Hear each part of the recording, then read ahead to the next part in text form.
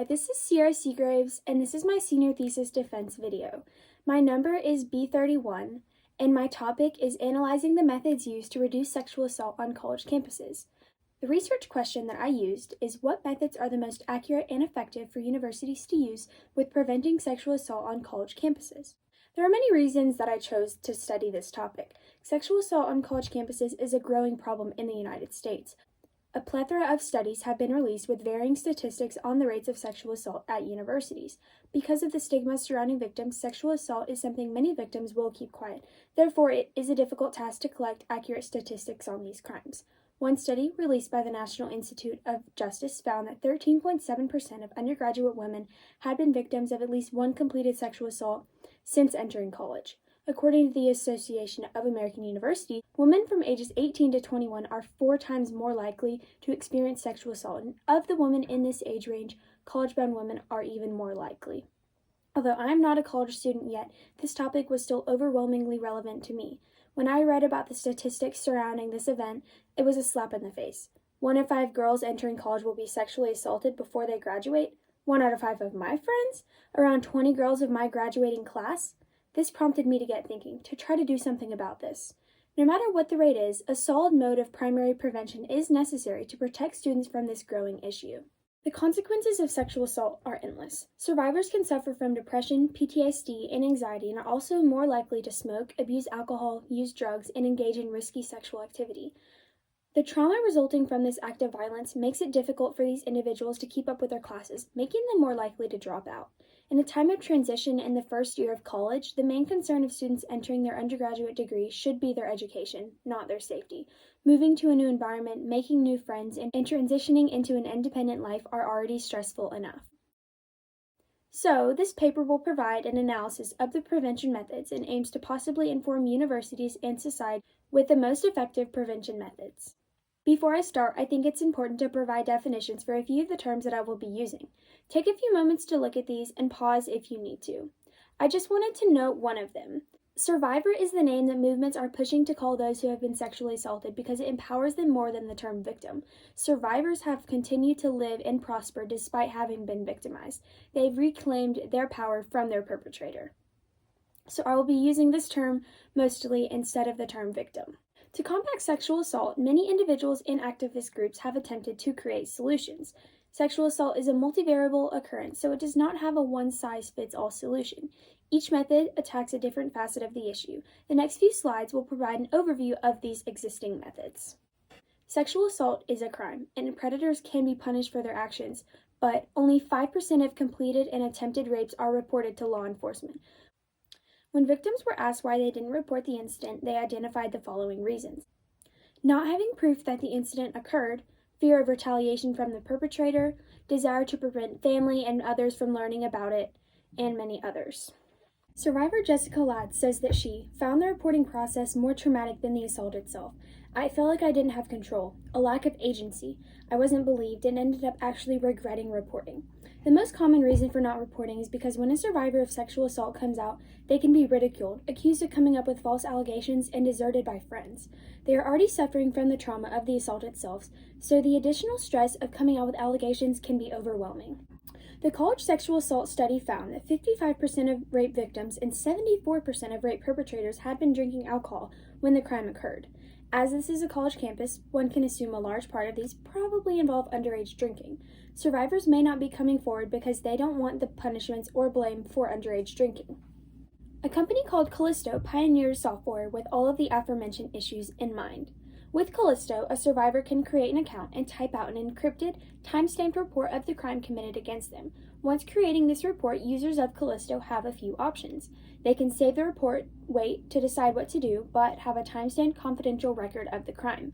The timestamp feature is important, according to Jessica Ladd, because when people report soon after an incident, recall is stronger and the details can be more clear.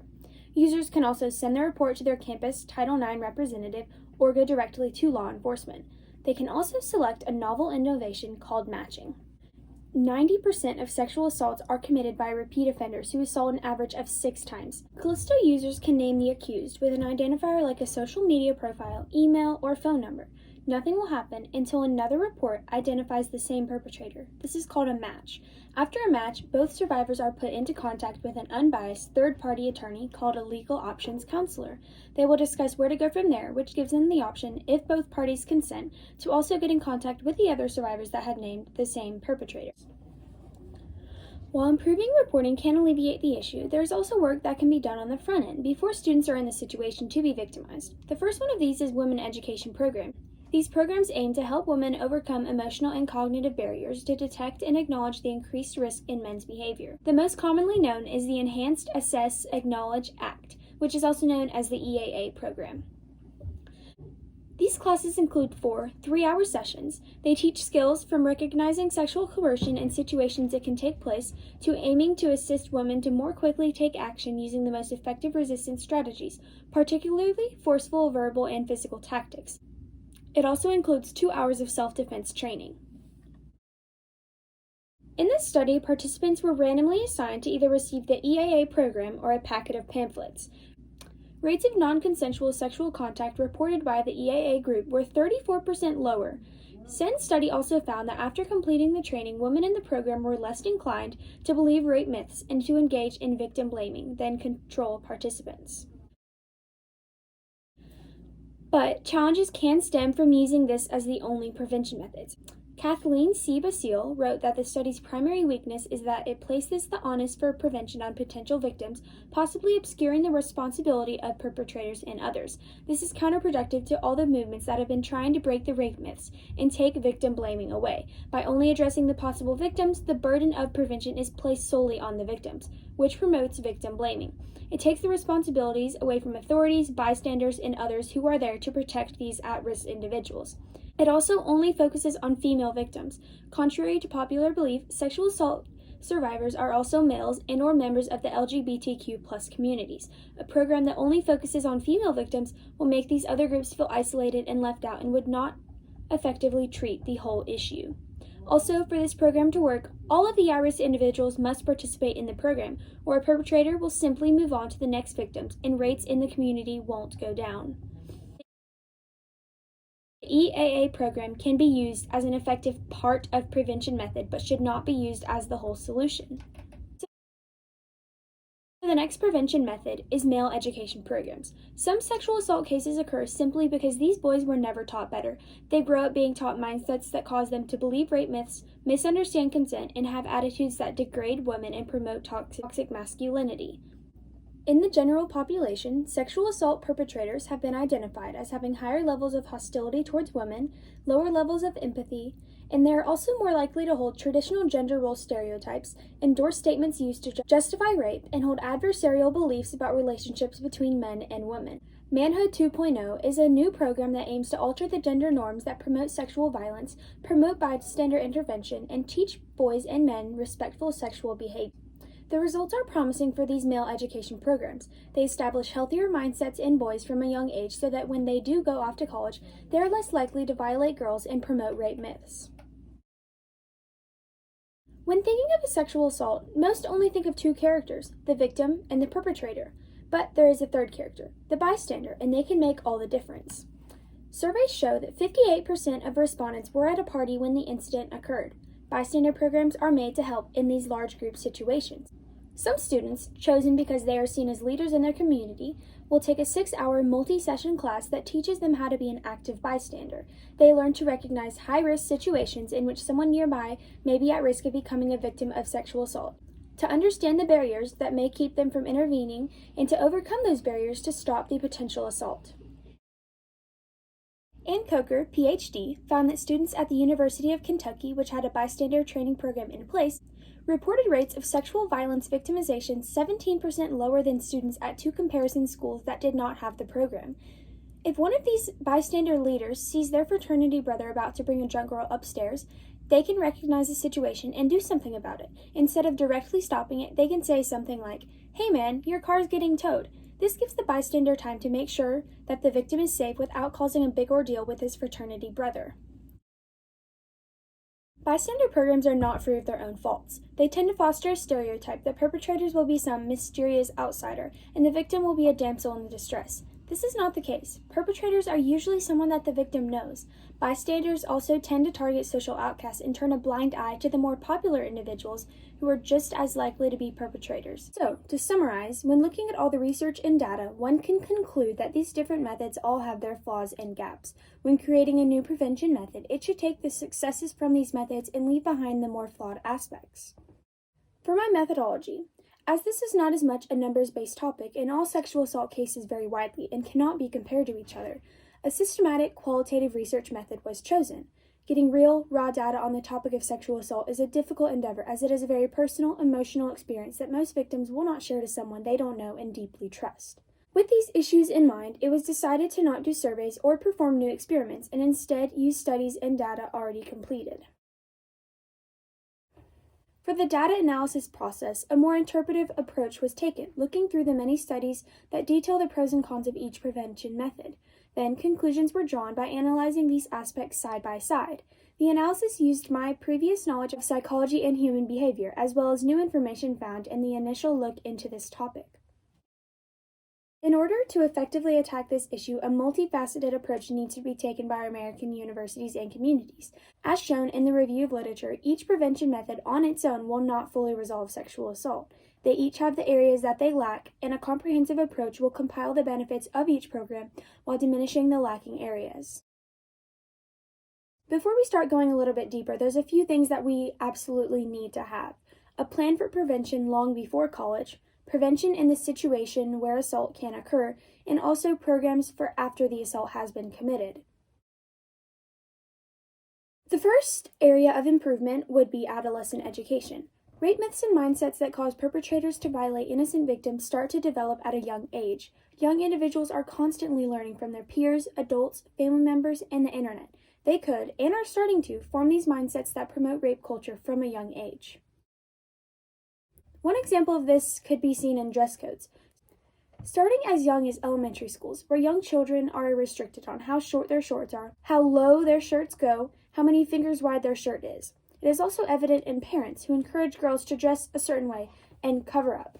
Restricting how young people dress is not necessarily something we need to stop as a whole, but it needs to be more clear why. I made a little bit of a comparison here. In elementary, middle, high school, these types of things will be said. The boys in your math class cannot get their work done because you are showing your shoulders. When they really should be saying, these boys in your math class cannot get their work done because they've never been taught not to objectify females. Later in life, this mindset will pop up again.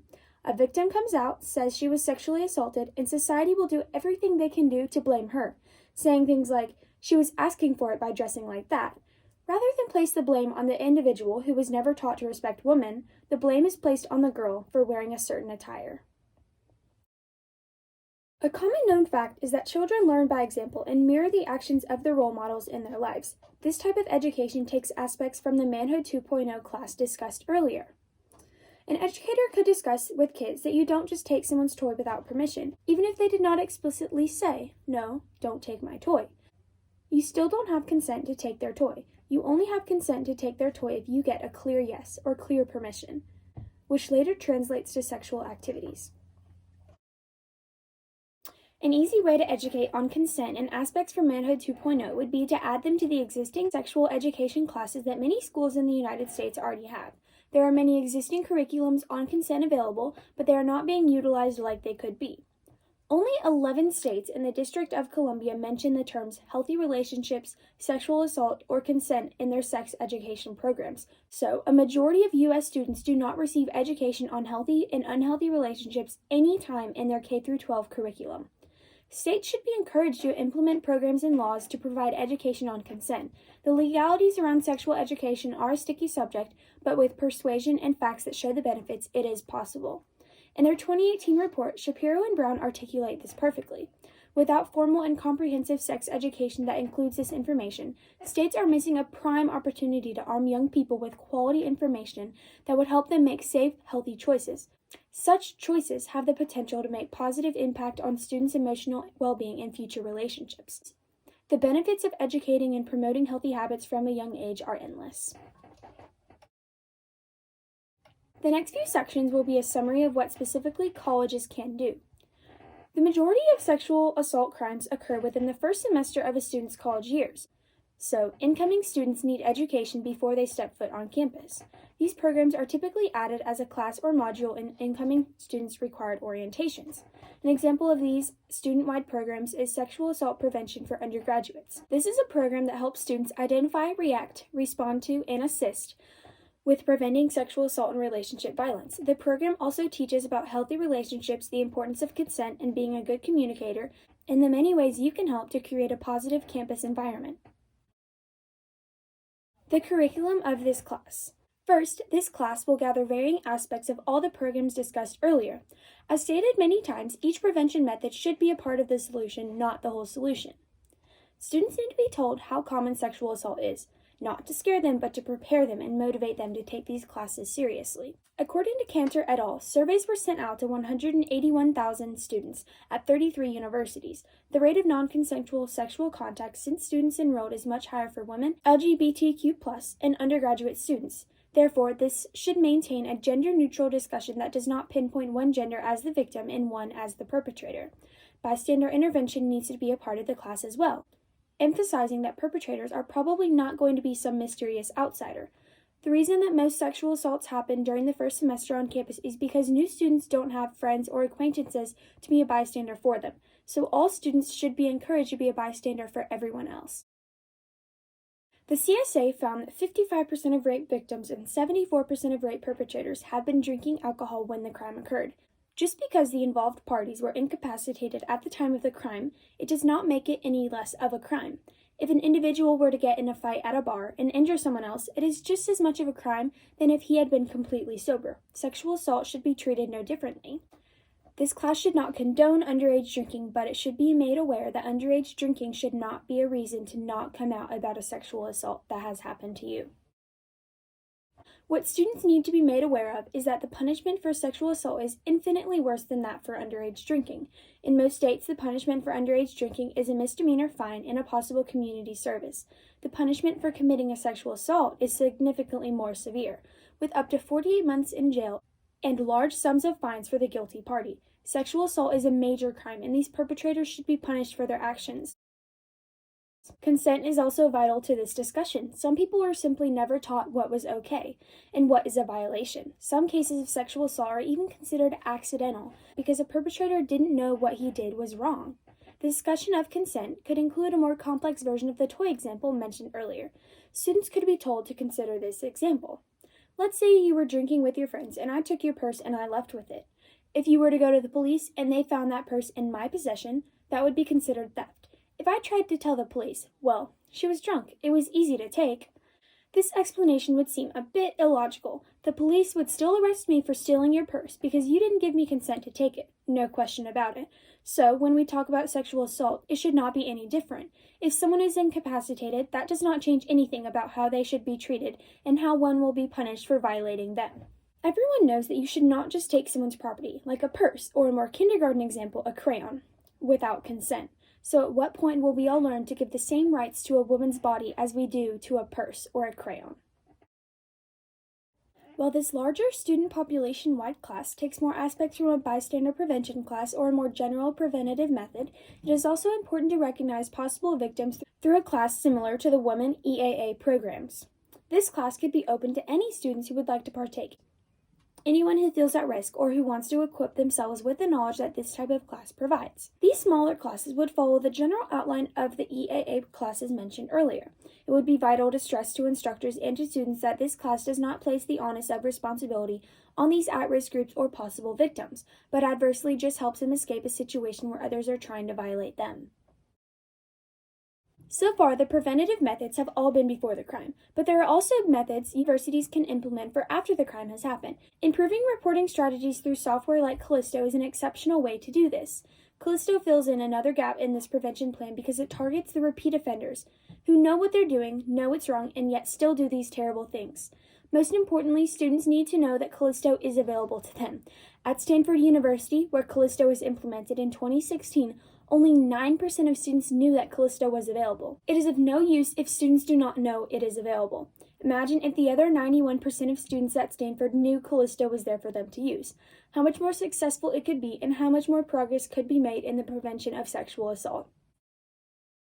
Implications. The ultimate ideal outcome of this study, of course, would be to reduce rates of sexual assault. This would take this traumatic experience away from future generations. More university students would be able to focus their full attention on their classes, the reason they are at the university in the first place.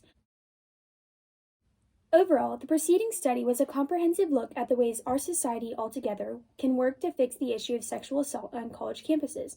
This project used the information and data from already completed studies in order to explore the topic of sexual assault prevention. The research considered prevention methods that can be implemented throughout the lives of coming generations, including kindergarten lessons on consent, middle and high school sexual relationship education, classes before entering campus, and programs to implement to increase reporting and punishment for sexual assault perpetrators. There were a few limitations to my study. A survey could have been added to furnish this research, but it would need to be sent to multitudes of individuals. This type of large, invasive survey would not be possible at this time. It would be bold to assume that survivors would choose to open up to an individual they had never met about this experience, let alone via a digital survey. Qualitative data was the main source to this research, which may be more likely to have subjective influences from the researcher or the sources. The researcher was also limited to data that was pre-existing, which diminished the amount of numerical proof available to utilize in an analysis.